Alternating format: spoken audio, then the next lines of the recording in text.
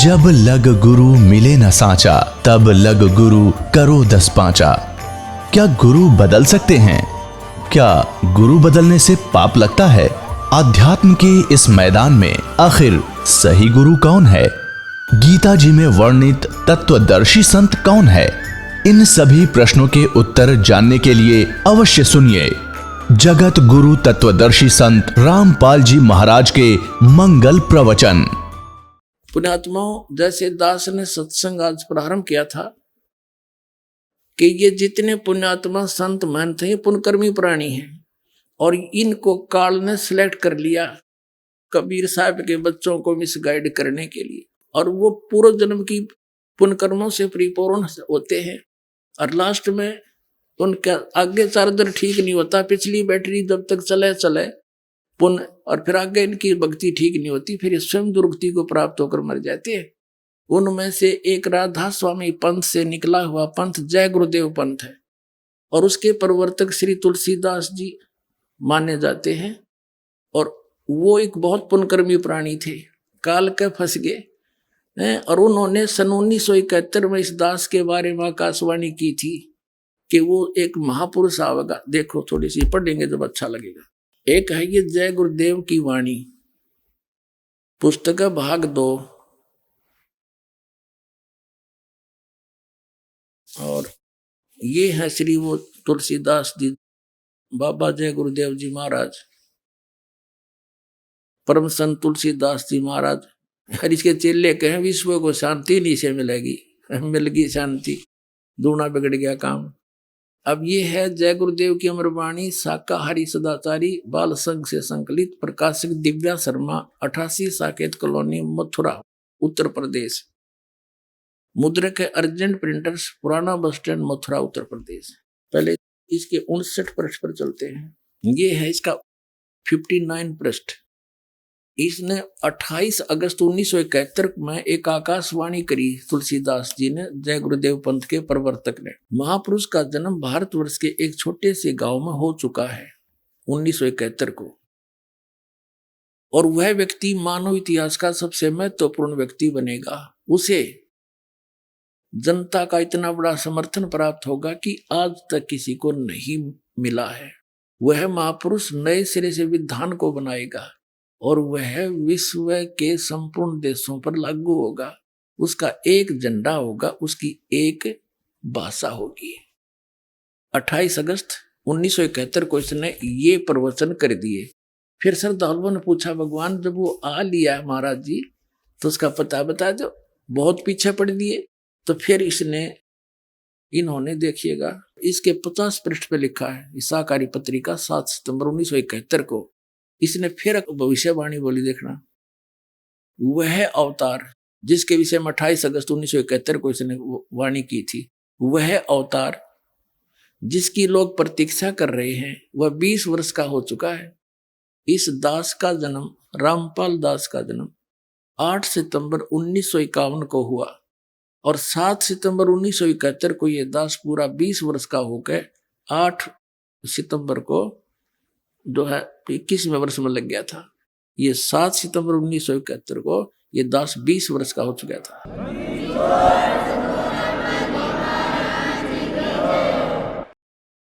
वह अवतार जिसकी लोग प्रतीक्षा कर रहे हैं 20 वर्ष का हो चुका है, और यदि उसका पता बता दूं लोग पीछे पड़ जाएंगे। अभी ऊपर से आदेश बताने के लिए नहीं हो रहा है, मैं समय का इंतजार कर रहा हूं और सभी महात्माओं ने समय का इंतजार किया है। समय आते ही सबको सब कुछ मालूम हो जाएगा। अब पुण्यात्माओं,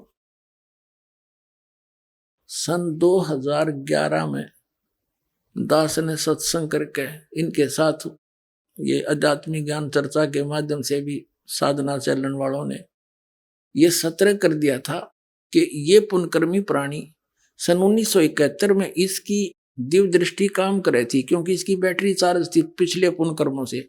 आगे ये 500 नाम काल के जाप करे था, वो कोई भक्ति थी नहीं। तो 2011 में दास ने ये कहा कि यदि आज इसकी दिव्य दृष्टि काम कर रही है तो ये बता दे वो कौन है। 20 वर्ष का था 1971 में, इसको बता देना चाहिए कि बरवाला मारे हर जाओ भाई, ले लो नाम, जाओ तो कल्याण करवा लो।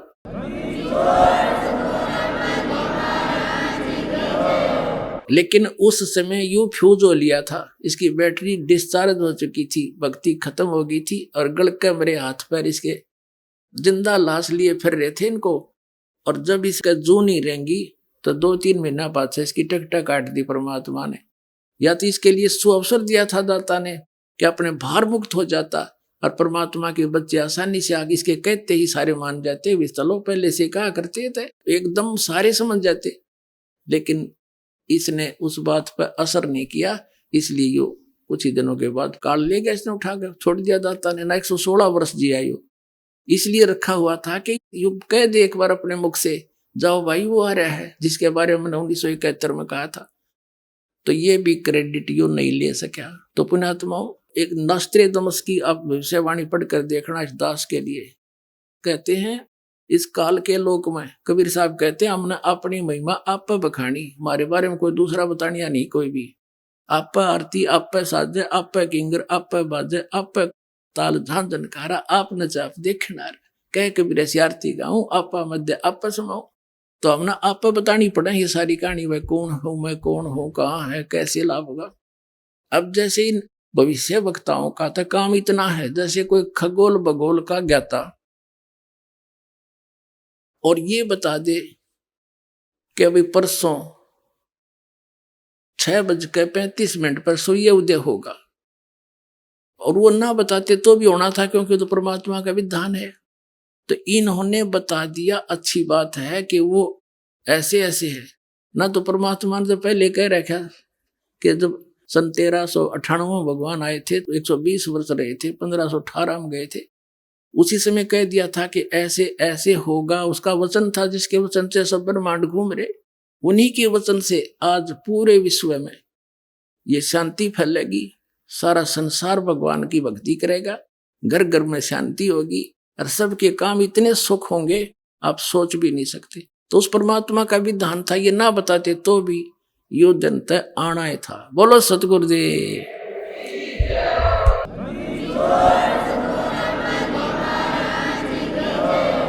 आज थोड़ा सा ज्यादा समय लिया बच्चों, पर ये अमृत कदे सुनंद को नहीं मिला। तो कबीर साहब की रजा ना काल ये वचन बोलन दे, क्रोथा कांड करा दिया था इन्होंने, लेकिन दाल निकली सच्चाई के सामने, उन हार माननी पड़ी। और आज देखो परमात्मा की जय जयकार होगी, आपके ऊपर रहम किया दाता ने। बोलो सतगुरुदेव।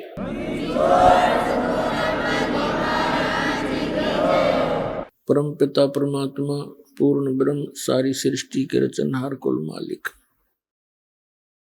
कबीर परमेश्वर जी की असीम रजा से आप सभी पुण्यात्माएं सत्संग सुनने के लिए उपस्थित हुए।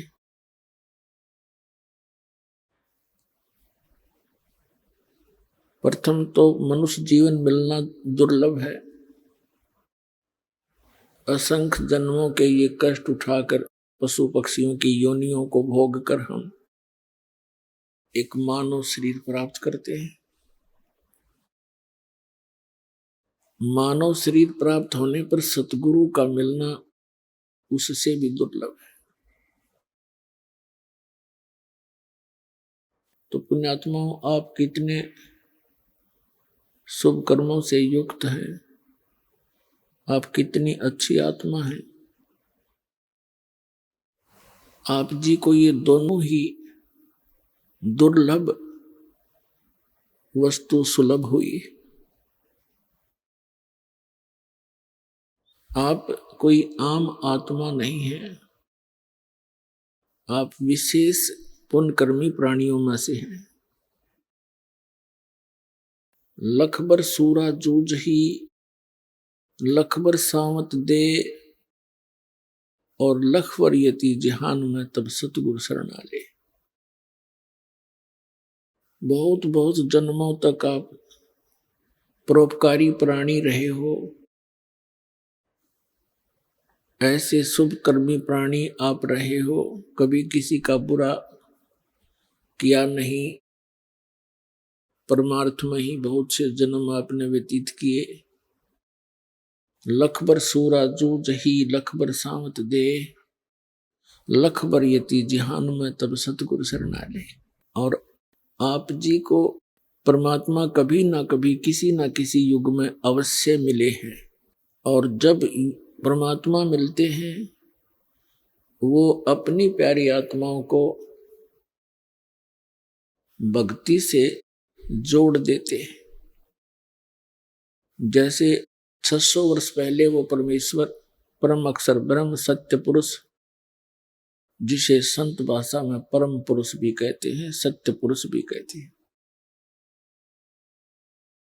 उनका वास्तविक नाम है कबीर साहब, कबीर देव, कबीर परमेश्वर। अमर पुरुष, परम अक्षर पुरुष, सत्य पुरुष, ये उनके उपमा के नाम हैं।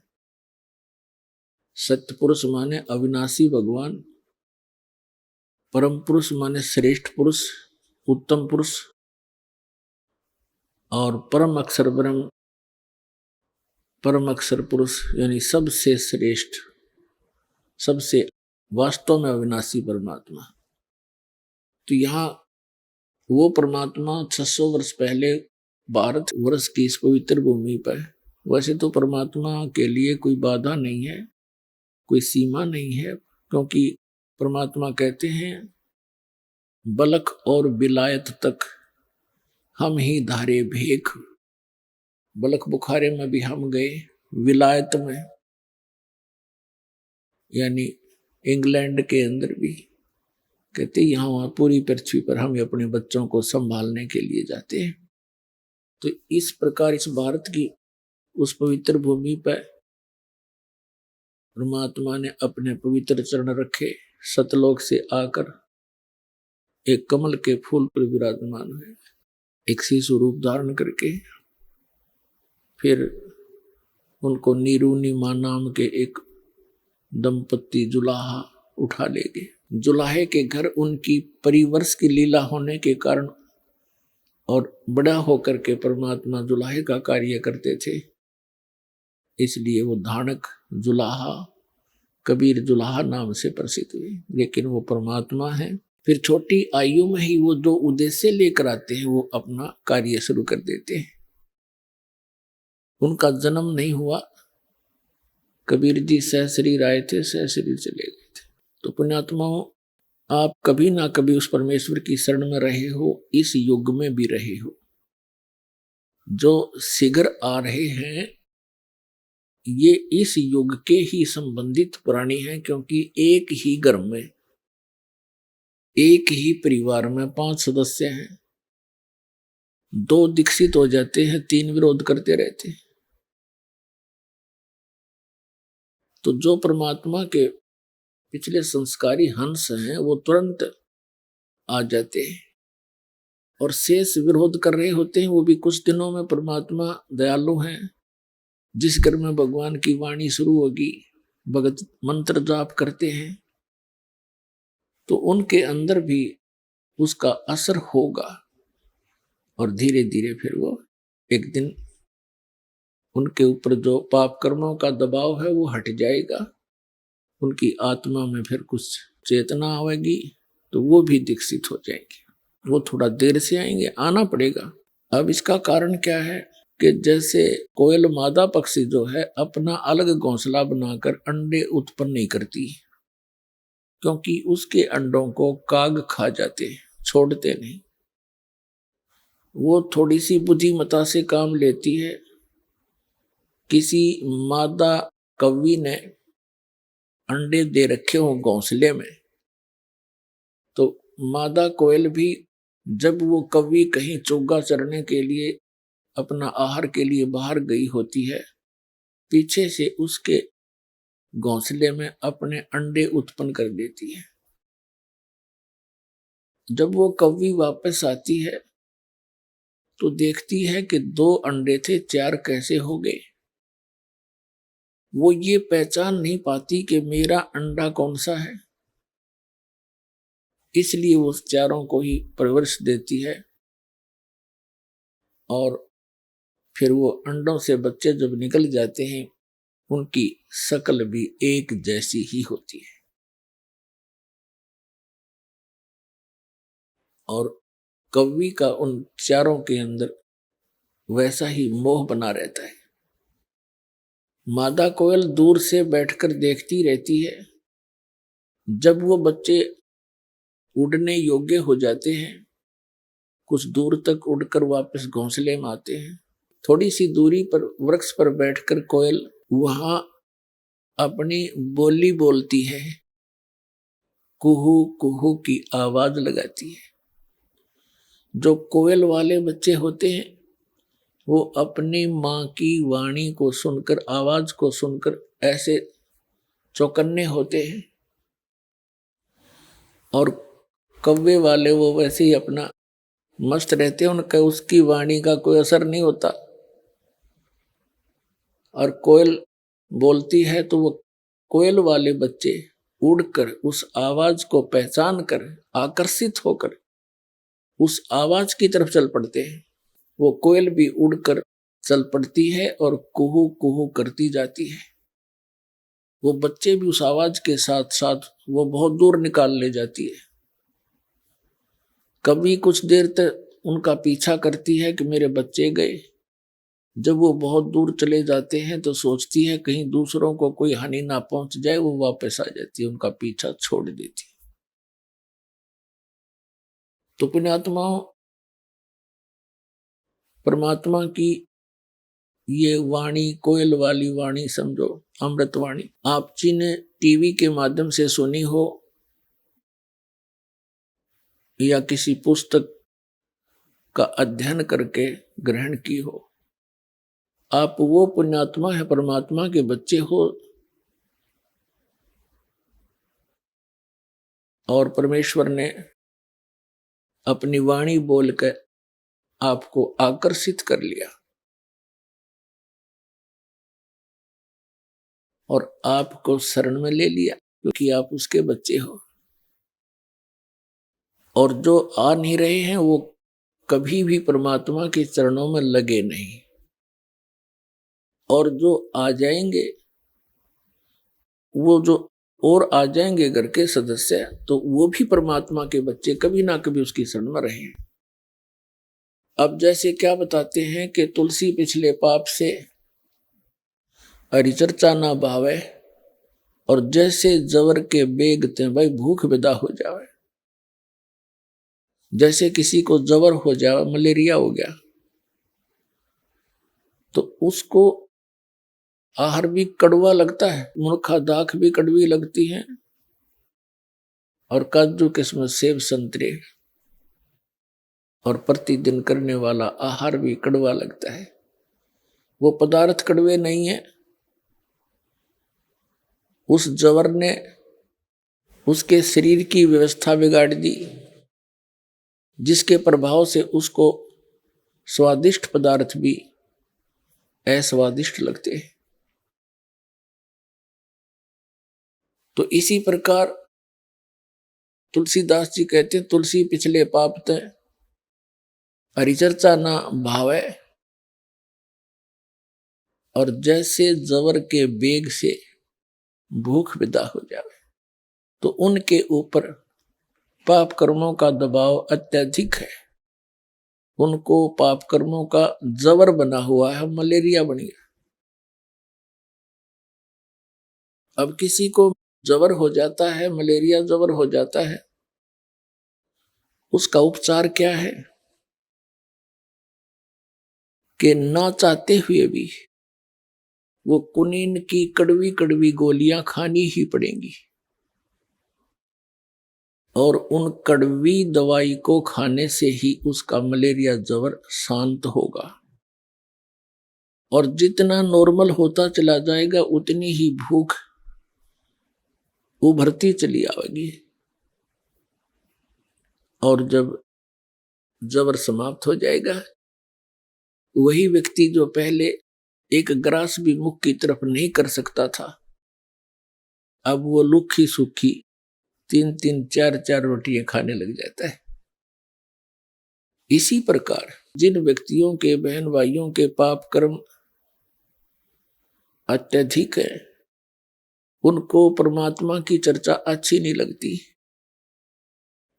कबीर साहब कहते हैं, कबीर पिछले पाप से हरि चर्चा ना सुआवे, कै ऊँग कै ऊठ चले, ना और बात चलावे। कहते हैं जिनके पाप कर्म ज्यादा हैं, जिसके कारण उनकी आत्मा पर अंतःकरण में एक ऐसी व्यवस्था बन गई, उनको परमात्मा की जो अमृत कथा वो भी अच्छी नहीं लगती, वो भी नहीं सुहाती। तो उसका इलाज क्या है? जैसे आप किसी अपने मित्र को, भाई को, बहन को, बहनें अपनी सहेलियों को, माता या किसी अन्य रिश्तेदार को समझाने की चेष्टा करते हैं, तो जिनके पाप अधिक है वो 2 मिनट के बाद कहते हैं तो छोड़ इस बात ने, और बात बतला। और इस परमात्मा की चर्चा ने छोड़, कहते सारी रात चुगली करें जाओ किसी की, नो प्रॉब्लम। लेकिन भगवान की चर्चा उन्हें अच्छी ना लगती। अच्छी क्यों नहीं लगती? क्योंकि उनके पाप कर्मों का दुष्प्रभाव बढ़ रहा है। उसका इलाज क्या है? ये कुनीन खानी पड़ेगी, कड़वी, ना चाहते हुए भी खानी पड़ेगी, और तब भी बात बनेगी। तो उसका परमात्मा ने बहुत दया बख्शी है। जैसे एक परिवार में 5 सदस्यों में से 2 ने नाम ले लिया, 3 नहीं लेते, कोई बात नहीं। अब उनके पाप कम थे, 1 के 2 टेबलेट्स थे, ठीक हो गए, क्योंकि ज्ञान तो उन्होंने भी सुना, तभी आकर्षित हुए। अब परमात्मा दया बख्शते हैं। दोपहर ने असुर ने कंदन रमैणी, सुबह नित्य में शाम को आरती, ये तो खूब आवाज में लगाते हैं अपने घर में, सबके ऊपर असर पड़े। और बाकी उस घर के 2 सदस्य मंत्र जाप करते हैं, तो उस मंत्र के जाप की भी शक्ति अपने आप वहां फैलती है, उसकी प्रभाव फैलता है परिवार में। तो वो जो नहीं नाम ले रखा, उनके भी असर होना शुरू हो जाता है। तो परमात्मा बड़े दयालु है। ये सभी उसी के बच्चे हैं। जो भक्ति ना करते वो भी मालिक के बच्चे हैं, वो निकम्मे बच्चे हैं। जो भक्ति कर रहे हैं वो अच्छे बच्चे हैं। उन निकम्मों को भी परमात्मा अच्छे बनाओगा, क्योंकि माता पिता यही चाहते हैं मेरे सारे बच्चे और ठीक हो जाएं। अब घर के सदस्य घर से बाहर कहाँ जाएंगे? परमात्मा की वाणी उन्हें सुननी है पड़ेगी, और कभी ना कभी वो बुखार उतर जाएगा, और फिर वो उनसे भी आगे बैठे पाओगे बरवाड़ा आश्रम में। तो ये परमात्मा का ऑपरेशन है।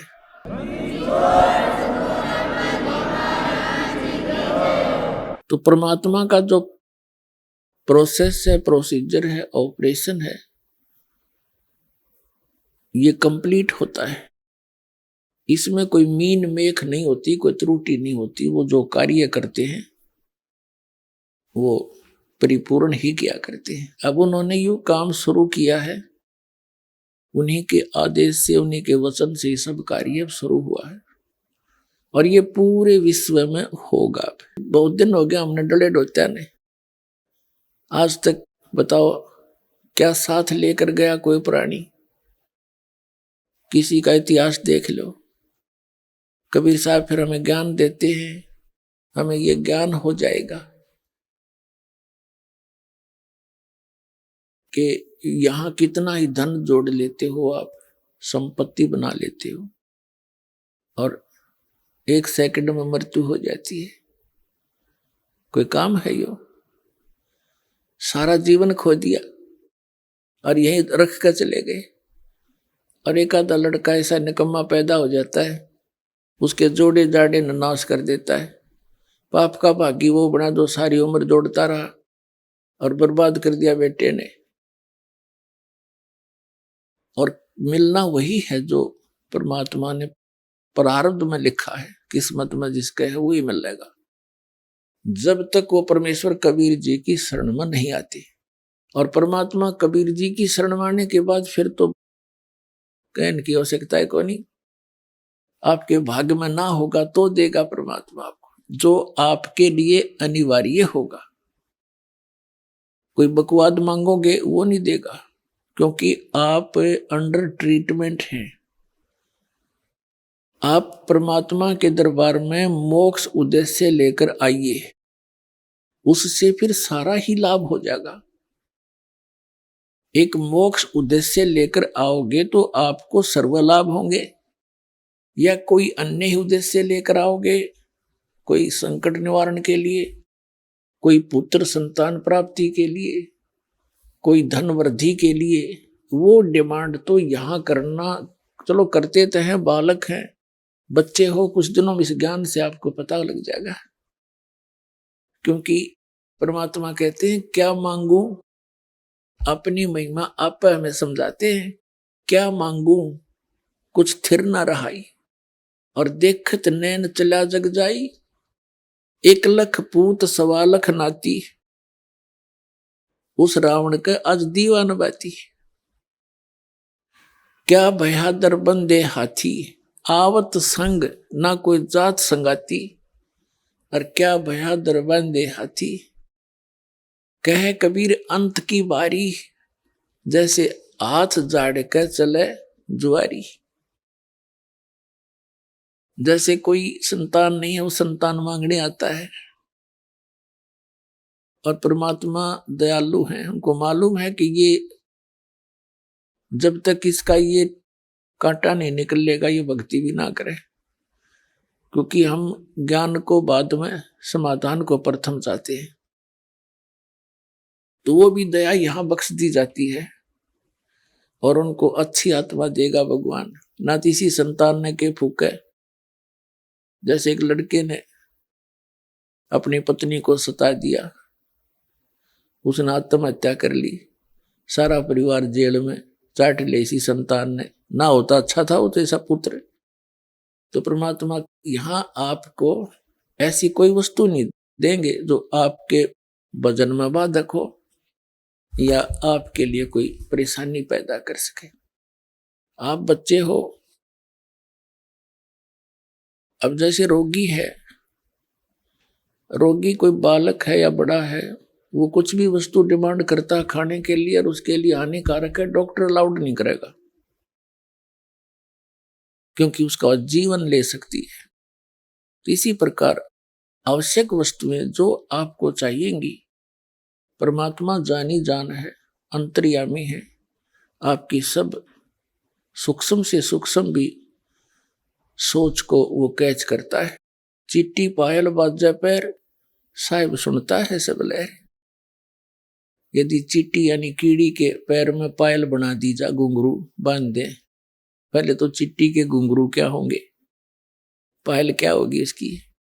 और कहते यदि उसकी भी आवाज हो जावे, परमात्मा उसकी भी आवाज सुनता है। चिट्टी पायल बाजे पैर, परमेश्वर सुनता है सब लहर। तो वो अंतर्यामी है, आप जो उद्देश्य लेकर आए वो खूब जानता है, लेकिन आपको उसने क्या देना है उससे भी वो खूब परिचित है। तो यहां संत मते में और इस मोक्ष मार्ग में परमात्मा ने कुछ गाइडलाइन दी है। उनके निर्देश अनुसार हमने चलने से ही परमात्मा का विशेष लाभ मिलेगा। क्या बताते हैं कि जो राखे तो ही रहूं, मेरा क्या चारा, खाने जाद खरीद हूं गुलाम तुम्हारा। कि जैसे राज्य क्रमता राम की, रजा धरे जो शीस, दास गरीब दरस परस तिस बैठे जगदीश। कि उस परमात्मा की रजा में राजी रहे। जब तक आप इस शरण में नहीं आए थे तब तो काल की रजा थी और आपके कर्मों की रजा थी। उसमें राजी रहो या ना रहो, वो तो आपको होना ही होना था। दुख भी मिलना था, प्रारब्ध का सुख भी मिलना था। अब यहां रजा भगवान कबीर साहब की चलेगी, आपके कर्मों की नहीं चलेगी। आपके कर्मों में आपत्ति है, संकट है, वो नहीं आने देंगे। फिर भगवान की आवश्यकता, जिन्होंने कर टूटेंगे और भक्ति भी करते रहे, फिर कौन पूछे भगवान को, क्या आवश्यकता परमात्मा की। तो पुण्यात्मा, तो अब आप उस परमेश्वर की शरण में आगे हो और आपका उद्देश्य होना चाहिए जन्म और मृत्यु के रोग का उपचार हो। यदि ये नहीं हुआ तो उसके बारे में बताते हैं। चाहे आप यहां रोग आपका जन्म मरण का कटे नहीं और भक्ति भी कर ली, आपकी भक्ति का धन तो खूब हो जाएगा आपके पास। और यदि आप कोई मर्यादा भंग करते रहे, यहीं की आस्था रखते रहे वस्तुओं में, और मृत्यु होगी, तो मोक्ष वाला काम आपका अधूरा रह गया, जिस उद्देश्य से आपने यहाँ प्रवेश पाया था। यहाँ आपको अन्य संसारिक सुख तो फ्री में मिलेंगे, उनके मांगने की जरूरत नहीं आपने। अब ठीक है, बालक हो अभी आप, जैसे बच्चे हैं, तो सर्दी आ जाती है, बच्चे कहो या ना कहो, माता पिता को पहले चिंता होती है किसके जूते लेने हैं, किसकी जुराब मंगानी है, किसके कपड़े मोटे सर्दी के लाने हैं, किसकी जर्सी लेनी है। वो कहो अच्छा है, ना कहो तो भी वो लावेंगे। इसी प्रकार परमात्मा के आप बच्चे होगे, आप वचन के बच्चे होगे उस परमात्मा के नाद के। तो उस परमात्मा को आपका सारा ज्ञान है कि इबिन को किस चीज की आवश्यकता है। और कोई बच्चा बेमतलब की बकवाद मांगता है तो माता पिता उसको देते ही नहीं है, जो उसकी हानि में हो। तो इसी प्रकार ये परमात्मा आपके साथ डील करेगा जब तक आप शरण में रहोगे।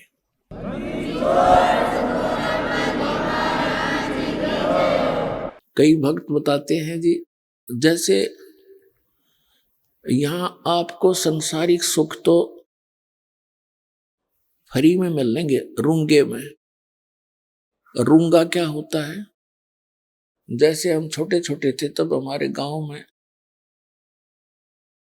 पहले हम सन 1951 में दास का जन्म हुआ, तो सन 60 के आसपास हम 8-7 साल के समझन जोगे हुए।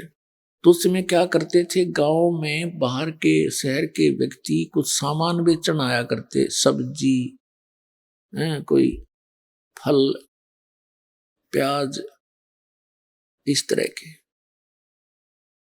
तो वहां गांव के जो हमारी दादी ताई, वो क्या करती थी, जैसे उसने सब्जी ले ली, टिंडे ले लिए, और क्या करते थे वो व्यापारी बेचने वाला, एक तखड़ी के तराजू में एक तरफ तो वो अनाज डालती थी, पैसे होते नहीं थे, गेहूं, चने या बाजरा।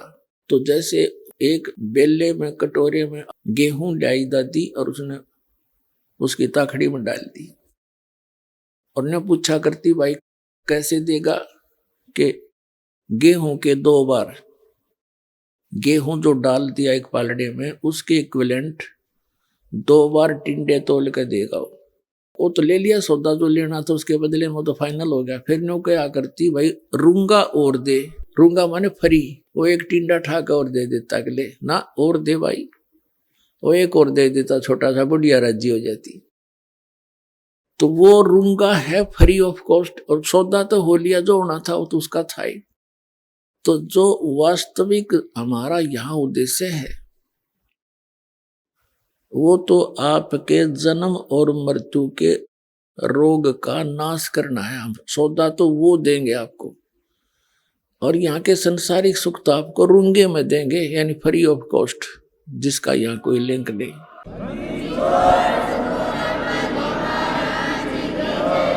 क्योंकि यहाँ जो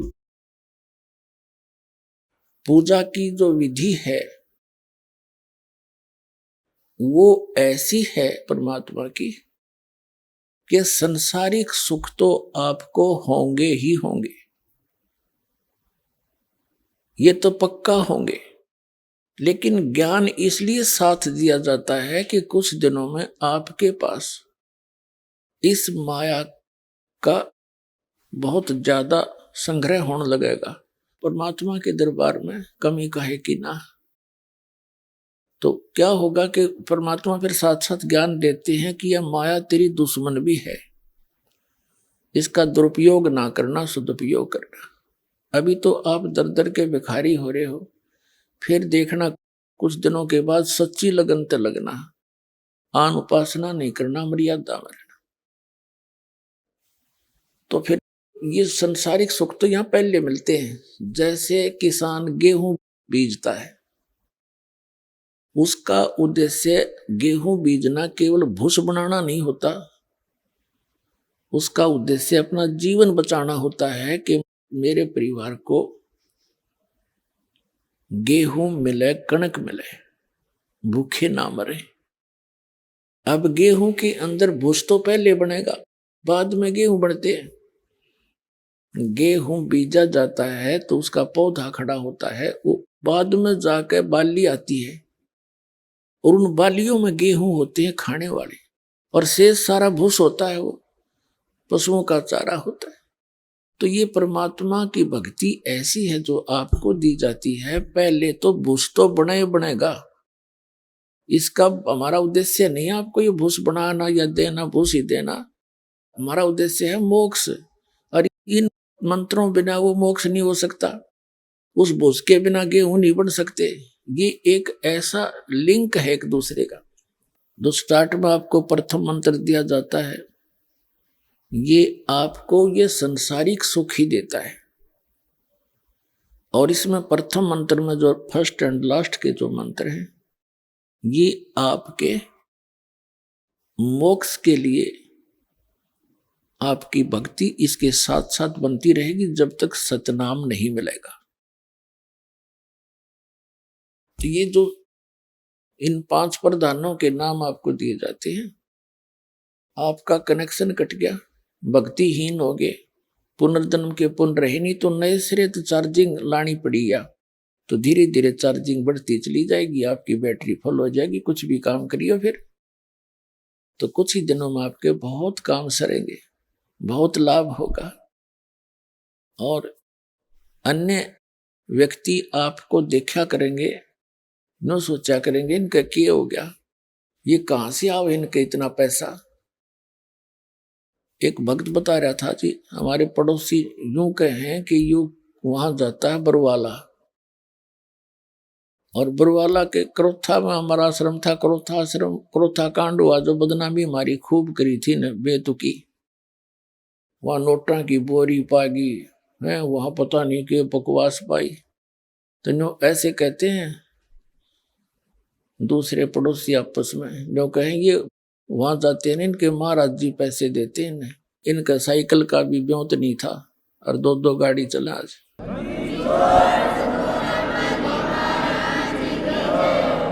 वो इस दृष्टिकोण से देखते हैं। तो वापस में बातें कर रहे थे, कहने लगे जी हम कहें तो वो ठीक है, माया तो यहीं से मिलती है हमारे को, लेकिन जिस तरह वो सोच रहे हैं वह सोच गलत है उनकी। हम उनसे कहते हैं, जो हमसे डायरेक्ट कह देता है तो उसको हम भी कहते हैं आप भी आ जाओ, आपको भी दे देंगे, महाराज जी तो खूब माया बांट रहे हैं। तो ये माया सतलोक से आ रही है आपके लिए, यहाँ की नहीं है, क्योंकि यहाँ तो सीमित इनका बजट है। अब जैसे पुण्यात्माओं एक बार हरियाणा प्रांत में फ्लड आ गई थी सन 1995 में, और इतनी फ्लड आ गई कि यहाँ का बजट उस समय मुश्किल से 700-800 करोड़ का था, और यहाँ आनी होगी लगभग 2000 करोड़ की। वो अक्षति पूर्ति के लिए हरियाणा सरकार का बजट नहीं था जो उसने पूरी कर दे, तो सेंटर ने ऐड दी थी, और वो सबको वो सुविधा मिली। किसी का ट्यूबवेल खराब हो गया था, किसी का मकान गिर गया था, किसी का कुछ हो गया था, उनकी अक्षति पूर्ति हुई तो सेंटर ने की। तो इसी प्रकार इसी 21 ब्रह्मांड का यो ब्योत नहीं है जो आपको यहाँ विशेष सुविधा दे सके। ये सेंटर यानी सतलोक से आओगे, आपके लिए ये ऐड है।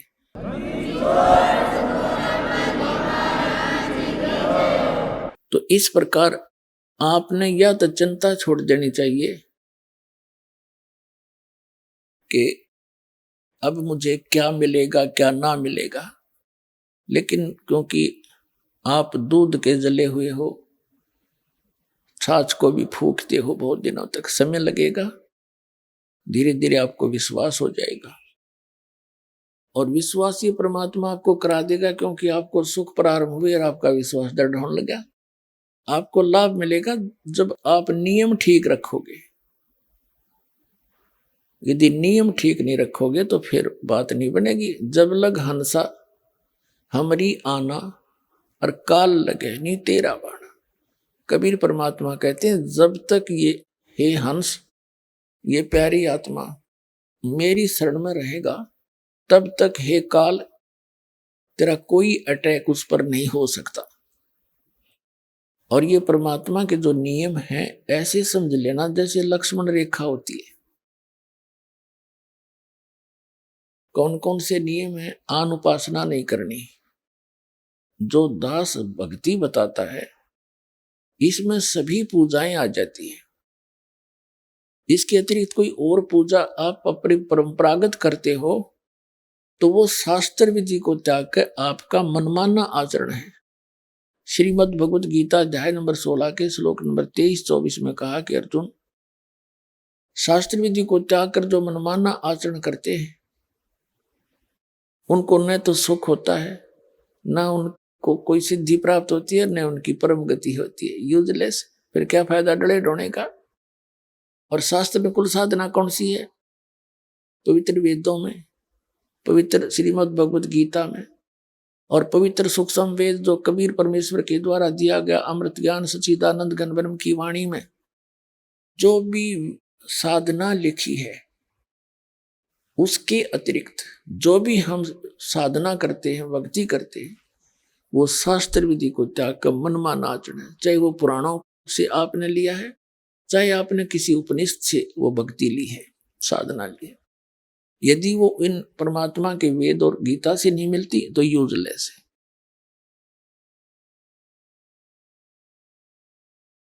तो ये प्रथम तो ये है कि आन उपासना नहीं करनी और पूजा नहीं करनी, जो हम दे वही करनी है।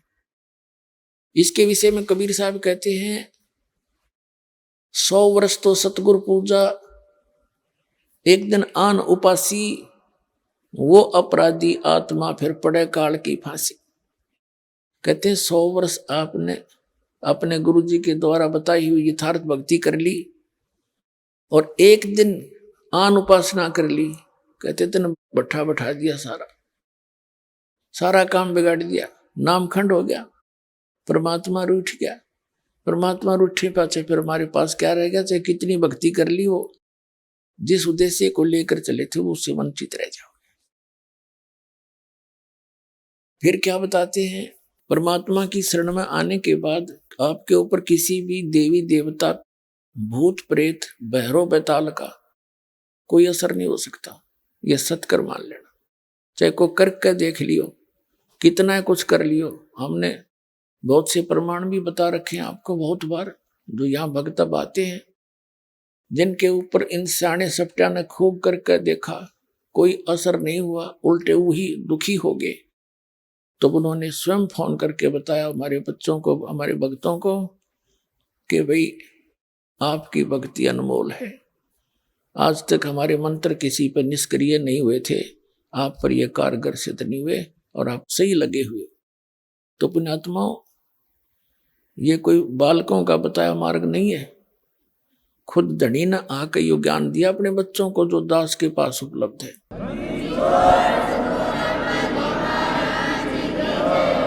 और ये ज्ञान अभी तक छुपा के इसलिए रखना था कि कहीं काल के दूतों का हाथ लग जाता, उनके द्वारा जो नाम भी ये भक्ति बताई भी जाती तो असर नहीं करती, क्योंकि अधिकारी के बिना कोई भी काम सफल नहीं होता। एक छोटा सा लाइसेंस बनवा लो ड्राइविंग चालक का, और वो भी डुप्लीकेट है तो जब पकड़ा जाएगा वो सजा का पात्र होगा। विदेश जाने का पासपोर्ट है, वो डुप्लीकेट, वो काम नहीं करे। और ये तो सतलोक जाने का पासपोर्ट, ये नकली जगह जगह ठग बैठे, मूर्ख बना रहे सारी जनता को, इनके पास वो वस्तु है नहीं और सबका जीवन नाश करते। तो जब यहां से जाते हैं तो बनाने वाला भी दोषी और बनवाने वाला भी। तो कबीर साहब कहते हैं देखा देखी गुरु शिष्य बन गए, किया ना ततो विचारा, और गुरु शिष्य दोनों के सिर पे काल ठोका पंजारा, दोनों ने गड़ेगा काल घेर के वहां पर। तो वहां चिल्ला भी पट्टेगा और गुरु जी की भी वही मजाई हो रही होगी, तो दोनों रोएंगे बैठ के। फिर क्या बने? वो छूट गई डोर हाथ से। और फिर परमात्मा कहते हैं जब आप शरण ले लेते हो कबीर भगवान की इस दास के माध्यम से, तो आपके सभी भूत प्रेत पितृ आपके घर से स्थान छोड़ जाते हैं। अब एक भक्त कह रहा था बुरी तरह न बोले जी हम हमारे दूसरे चाचे ताऊआ ने परेशान कर रखे हैं। भाभी क्यों कर रखे हो? कि जी हमारे पहले प्रेत बाधा थी। आइए अब हम उन श्रद्धालुओं के अनुभव जानते हैं जो जगत गुरु तत्वदर्शी संत रामपाल जी महाराज जी से दीक्षा प्राप्त कर चुके हैं तथा उनके द्वारा बताए गए भक्ति मार्ग पर चल रहे हैं। जी नमस्कार। नमस्कार सर। सर क्या नाम है आपका? चंद्रशेखर। चंद्रशेखर जी, कहाँ से आए हैं आप? जी मैं दिल्ली बेगमपुर रोहिणी सेक्टर 22 के पास रहता हूँ सर। संत रामपाल जी महाराज से नाम दीक्षा लेने से पहले आप क्या भक्ति साधनाएं करते थे? मैं जी अपनी सबसे बड़ी देवी मानता था काली माँ को, जो काली माँ के ही सहारे में रहता था।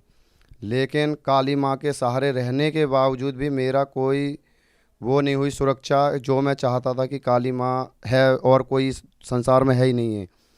लेकिन काली माँ जब मेरी शादी हुई उसके बाद मेरे भूत प्रेत मेरे ससुराल वालों की तरफ से आ गए। मेरी भगतमती पे थी, जो मेरी पत्नी है उस पे थी, उस पे उसके ज़रिए फिर मेरे को भी हो गए। तो हमारे घर वाले सब परेशान हो गए। तो जिसके पास जाएं हम दिखाने तो कोई कह रहा बकरा चाहिए, उल्टे पंख वाला मुर्गा चाहिए, कहीं दारू चाहिए, कहीं अंडे चाहिए। हमने सब कुछ दिया, उससे कोई लाभ नहीं मिला। आपकी जो भूत प्रेत की बाधा थी वो कैसे ठीक हुई? वो ऐसा है, हमें जब भूत बाधा जिसने जो है वो बताया हमने करा उनको, लेकिन कोई आराम नहीं मिला। तो हम गए तो किसी ने बोला बालाजी के पास आप थाली लगाओ। बालाजी के पास गए हम। मेरी क्या है मांस नशे का मैं बहुत आदी था, तो तीनों टाइम तो मुझे मांस चाहिए और मुझे नशा फुल चाहिए। तो बालाजी में जब थाली लगाई तो मैंने पंडित जी से पूछा, पंडित जी और मैं मीट कब खाऊंगा? तो उन्होंने बोला बेटा तेरी जब ये 1.25 महीने की थाली लग जाएगी उसके बाद तू जितना खा सके खा लेना। मैंने कहा ठीक है, मैं खुश हो गया। उसके बाद नहीं मेरे को कोई आराम लगा। 1.25 महीने का क्या, मेरा काफ़ी टाइम हो गया। जम्बू बोला किसी ने वैष्णो माता जा, मैं वहाँ गया तो कुछ नहीं हुआ। इसके बाद हिम्मत हार दी कि कोई नहीं है अब तो। फिर मैं एक दिन अपने चाय बना रहा था घर पे, तो हमारी एक बहन है ताऊ की लड़की, वो आई तो उन्होंने चाय के लिए मना कर दिया। तो उदास हो गया मैंने कि मेरी बहन अब चाय भी नहीं पी रही है, पर हमें कुछ पता नहीं था सिस्टम का। तो हमारी जो पत्नी है तो वो उनके साथ मुंडका आश्रम गई थी। तो जब वो गई तो बता रही थी कि सर में ऐसा हो गया कि अंदर जाने के लिए हिम्मत नहीं थी। लेकिन संत रामपाल जी भगवान की ऐसी दया हुई कि उन्होंने ऐसा कर दिया कि बिल्कुल हल्का शरीर, वो अंदर जाते ही वो ऐसा लगा कि जैसे कि मेरे ऊपर कुछ नहीं है। शाम को वो घर आई, मैं ड्यूटी से आया, उन्होंने बोला मैं नाम दीक्षा लूँगी। मैंने कहा भाई तेरे को जो करना कर ले, मेरे को अब किसी पे भरोसा नहीं है। मैं मानता था अपनी काली माँ को, लेकिन वो भी मेरे सहारे नहीं है, अब मेरा साथ नहीं दे रही, बिल्कुल भी कोई नहीं है। बोली तो देखने में क्या जा रहा? मैंने कहा ठीक है। मैं गया तो मैं देखो 70 रुपये के पर डे, 70-80 रुपये के मेरे को सिगर चाहिए, 10 रुपये की मेरे को तम्बाकू चाहिए और ड्रिंक भी चाहिए, मांस। तो मैंने कहा चलो जाता हूँ। जिस मैं वहाँ गया तो मैंने बोला मुझे गुरु धारण करना है। उन्होंने बोला कभी गुरु बनाया? मैंने कहा मैंने कभी किसी को गुरु नहीं बनाया, मेरी माँ थी काली, पर वो मेरे अब नहीं है मेरे पास। तो बोले, उन्होंने नाम दीक्षा दी। नाम दीक्षा देने के बाद मुझे नशे में तो ऐसा राहत मिली कि कभी मैंने देखा ना हो। और भूत बाधा की आज मुझे 5 साल हो गई है। 2017 में नाम दीक्षा ली थी। ना तो भूत बाधा मेरे अंदर कुछ है, ना मेरे शारीरिक जो रोग होता है ना वो है, और नशा तो ऐसा हो गया जैसे कि कभी मैंने जीवन में करा नहीं होगा। और मांस भी ऐसा हो गया जैसे मैंने कभी छुआ ही ना हो। और जो मैं साग सब्जी को ये गाय वाला भैंस वाला चारा समझता था, आज सतगुरु रामपाल जी भगवान की दया से वो अमृत लगता है मेरे को।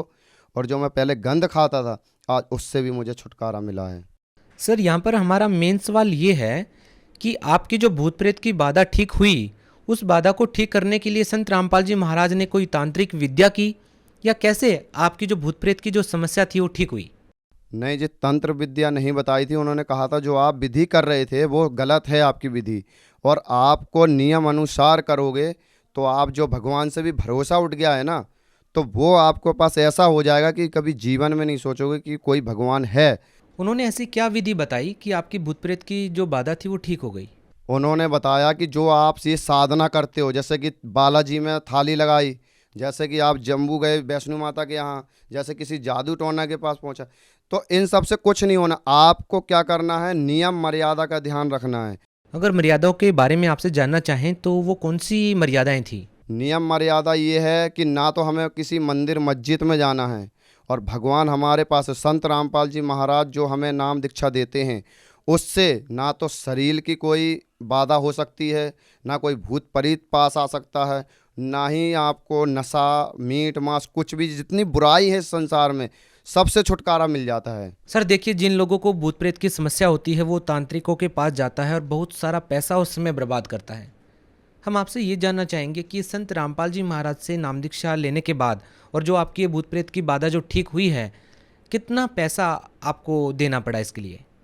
पैसे वहाँ पे कुछ नहीं लगते हैं, बल्कि उनके यहाँ जाने के बाद मैं देखो बताना चाहता हूँ कि जब नाम दीक्षा नहीं ली थी तो मैं सिर्फ, मुझे गली में भी कोई नहीं जानते थे कि मेरे माँ बाप से कहते थे आपके 2 लड़के हैं 3, तो वो कहते थे 3, तो बोले आपका एक कहाँ रहता है, तो वो कहते थे वो काम पे रहता है। तो मेरी ऐसी स्थिति थी कि मैं रात दिन काम करता था और मेरा 30,000 35,000 का महीना में मैं कमाता था, लेकिन कोई कह दे 500 रुपये हैं तो नहीं है, अगर 500 रुपये रूम किराए पे रह रहा हूँ मैं, तो मेरा 6 महीने हो जाता था, वो 500 रुपये के हिसाब से मैं नहीं दे पाता था।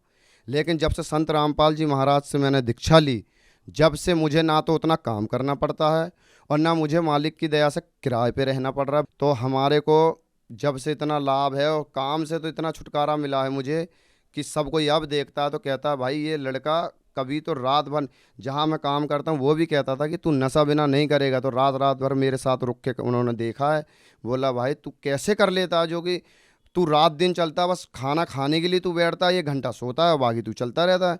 मैंने कहा यही तो है असली भगवान की पहचान, जो संत रामपाल जी भगवान हैं, जो कहते हैं कि वो कबीर जी नहीं है, वो अपने आप को बता, लेकिन कबीर जी का अवतार है वो।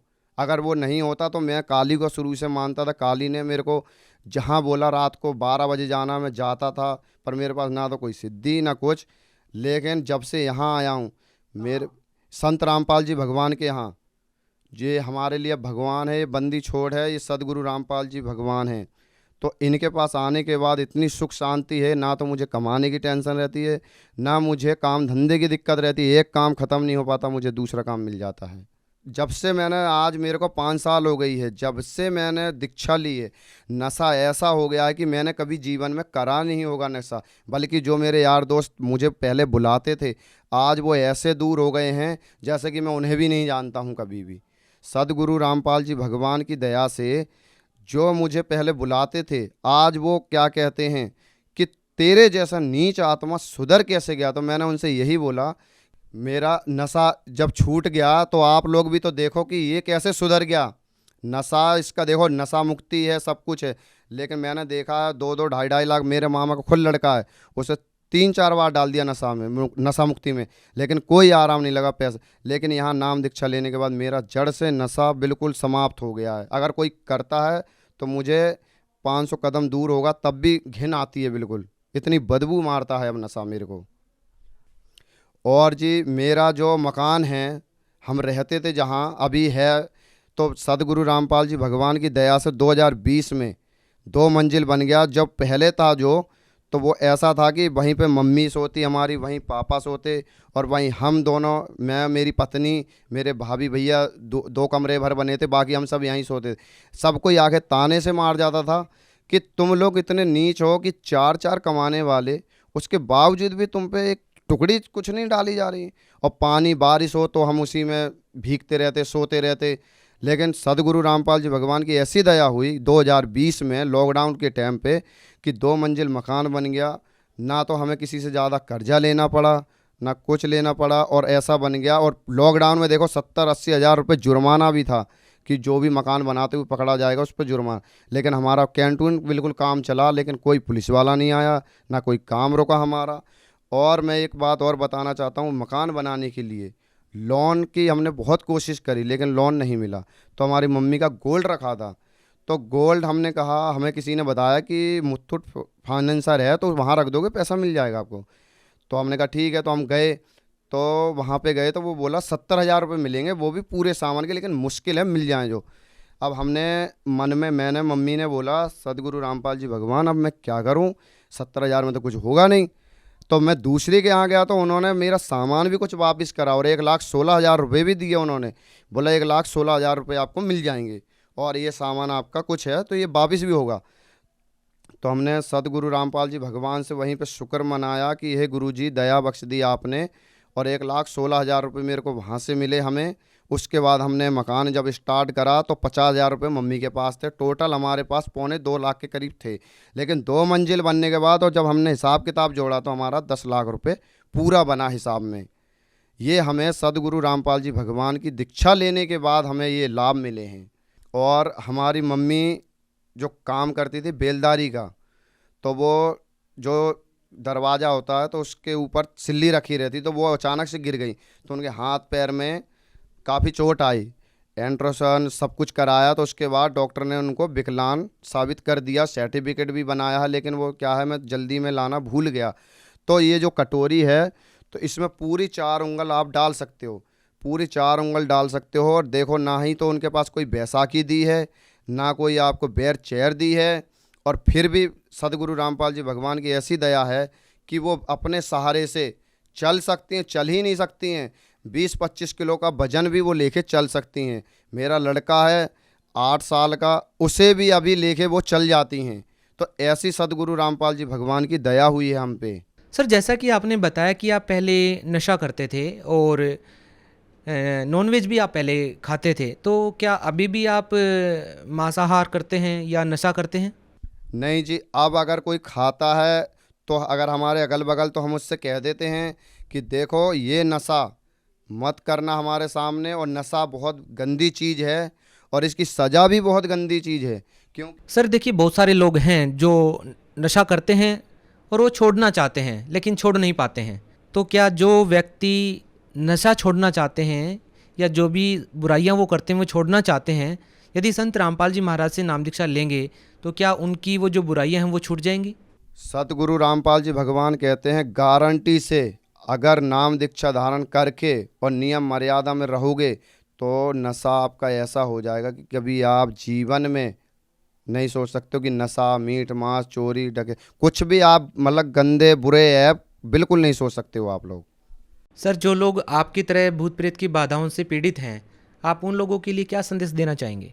जो आप भूत प्रेत से परेशान हो, जो लुट पिट चुके हो, जैसे कि बालाजी में जाते हैं कई, शिव जी की पूजा करते, जितने भी देवी जो भी धाम है, तो वहाँ से आप लुट पिट चुके हो, तो मेरा कहना यही है कि संत रामपाल जी महाराज से नाम दीक्षा लेके आप बिल्कुल उनकी दया से एक बार देखो कि नाम दीक्षा लेके आपका रोग होता है ख़त्म या नहीं। ये चीज़ को देखो, जैसे मेरा हो गया तो आपका भी होगा परमात्मा की दया से। संत रामपाल जी महाराज जी से नाम दीक्षा कैसे ली जा सकती है? सोशल मीडिया प्लेटफार्म पे जाके, यूट्यूब हो गया आपका, और ये इंस्टाग्राम हो गया, फेसबुक हो गया, संत रामपाल जी महाराज का ऐप भी है और उस पर सत्संग भी है। आप तो और मालिक की दया से, आप बंदी छोड़ सदगुरु रामपाल जी महाराज की दया से यूट्यूब पे, गूगल पे इन सब पे आप बोल के भी सत्संग निकाल सकते हो। उस पर जब पीली पट्टी आती है उस पर नंबर से आप संपर्क भी कर सकते हो और अपने ज़िला में नाम दीक्षा भी ले सकते हो आप। सतगुरु रामपाल जी भगवान की दया से हर डिस्ट्रिक्ट में नामदान सेंटर है, तो आप अपने ज़िला में नाम दीक्षा ले सकते हो। बहुत बहुत धन्यवाद सत साहिब जी।